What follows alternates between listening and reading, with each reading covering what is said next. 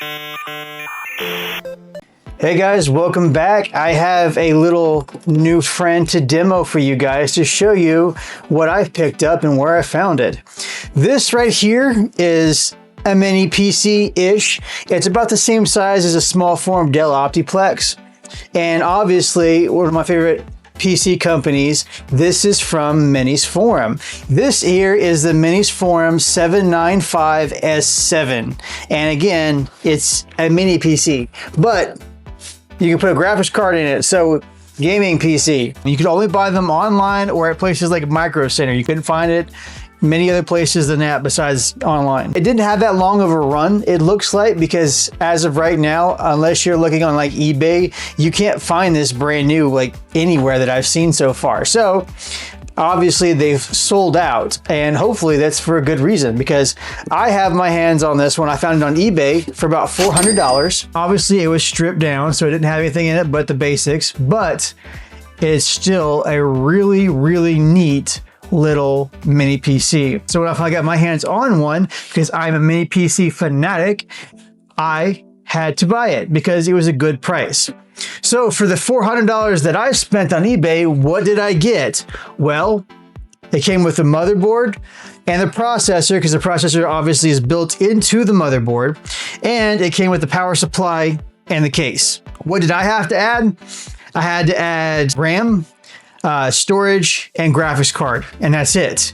So as of today, in these day and craziness of the world going on right now, this isn't a bad deal, paying $400 and then adding stuff yourself. I did have some stuff stockpiled, so I haven't really had to pay that much in the way of expenses for a lot of the crazy stuff going on, like storage and graphics cards and RAM and all that stuff. I can give you guys a good translation of probably what you would be paying today, because I did have to recently buy some RAM, but I did not buy it off of one of the big manufacturer sites or stores or anything like that, so I can avoid paying the expensive prices. Well, let's go over the specs of what Minisforum put in it first, and then I'll go over what I put into it. This processor in this is the AMD Ryzen 9 7945HX, which is a laptop processor. And they put it onto a small form factor motherboard, an ITX motherboard. So it's really cool because when you can soup up the power on a laptop processor, they actually perform really great. Like, this is a really good performing processor. It has 16 cores and 32 threads, clock speeds up to 5.4 gigahertz.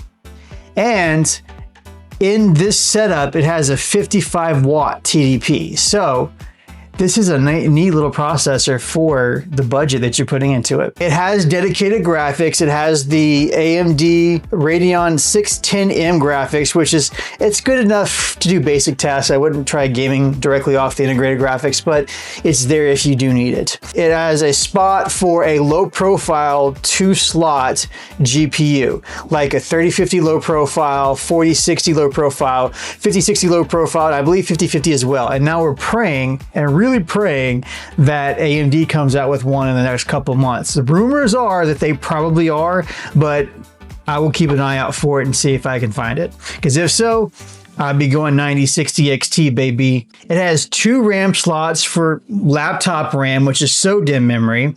From the factory, from what I've seen, these usually came with 32 gigabytes of DDR5, and it came with a 1 terabyte M.2, and it also came with the 4060. Now, obviously, I bought a stripped down version, so it didn't have any of that, so I had to add all my own stuff. The 2 RAM slots can support DDR5 SODIMM up to 5200 megatransfers per second, and can go upwards of 96 gigabytes of RAM. So you could put a lot of RAM in here if you really wanted to. It's got 2 M.2 slots, so you can put anywhere upwards of 4 to 8 terabytes of storage, which is a lot. And it has one 5.0 by 16 PCIe slot. Now, that's the quirkiness of one of the things that I found. Now, it could literally just be the graphics card that I was using, because I did put a 5060 low profile in here. This is for my own personal rig. But for some reason, it wouldn't run at PCIe Gen 5. I had to run it at PCIe Gen 4. Now again, it could be the graphics card that I was using, because I did buy, I believe it was an open box when I bought it. So there's literally the chance it could be the 5060 that I have. And the PCIe Gen 5 on here might not be broken or have any problems. It could be just the graphics card that I was using. I don't know. I don't have a bunch of different PCIe Gen 5 graphics cards to test. I only have one, so I just have to go off of what I had to deal with. It has a 400 watt ITX power supply in here as well. So you actually can run a low profile graphics card with an 8-pin adapter. So that's kind of neat because it gives you more options for more powerful GPUs. Now, are you gonna be playing games on this at 4K? No, you're not. But 1080p high settings, 1440p low to high settings, all day long with the right GPU. Let's go ahead and crack this bad boy open and let me show you guys the insides and what I added. Here is what the insides look like, even though you can't see it because I forgot this panel is in the way. So up here on top, this is your 400 watt power supply. It is a normal flex power supply. So the cool thing is if this burns out, you can switch it out. And then underneath it, you have your motherboard. And another cool thing is this is a normal size ITX motherboard. So you can pull this motherboard out and put it in another case if you ever want to go bigger, like add a bigger graphics card, get a little bit more airflow, that type of thing. Very cool. I believe this is 90 millimeter fan or 80 millimeter fan. I can't remember offhand. But I had an extra nicer fan lying around to get a little bit extra cooling. So I did that. Back here on the sides, you can't see it, but there is 2 DIMM slots for the RAM. I put 16 gigabytes of 4800 mega transfers per second. Now the RAM that I bought it used. I didn't buy it brand new. Somebody was upgrading their laptop and they pulled out their 16 gigabytes RAM. They upgraded 32 and then they sold it to me for $80. So going used is one way you can help save yourself some money when you want to buy RAM. Now, obviously, you want 32, 64, all that RAM, but in this day and age, at this point in time, as I speak and shoot this video, all of that is super expensive. You don't have to spend a fortune. It's okay to save money and then later upgrade whenever prices get a little bit better, or at least they stabilize it and you have enough money to be able to buy it at that point in time. Then also up here, we have our 2 storage spots for our M.2s. I had an extra 1 terabyte sitting around. Now again, pricey. I have had this drive for a while. I bought them back when they were still cheap. And then the graphics card that I put in here, this is a 3050 low profile. Again, I do have a 5060 low profile, but that's in my main personal rig. So for this, I put in a 3050. And you know what? With all of this said and done, and this is DDR5, by the way, with a last gen CPU, essentially, because it is a 7000 CPU. It's a Ryzen 9, so it's not as powerful as the desktop ones, but this is a fairly relevant and up-to-date system. I paid $700 for it altogether because I went used with the RAM. You can go used with your storage. It's okay to go 512. You just might have to delete games whenever you're ready to play new ones and upgrade. So that's perfectly fine. You guys can do that all day long.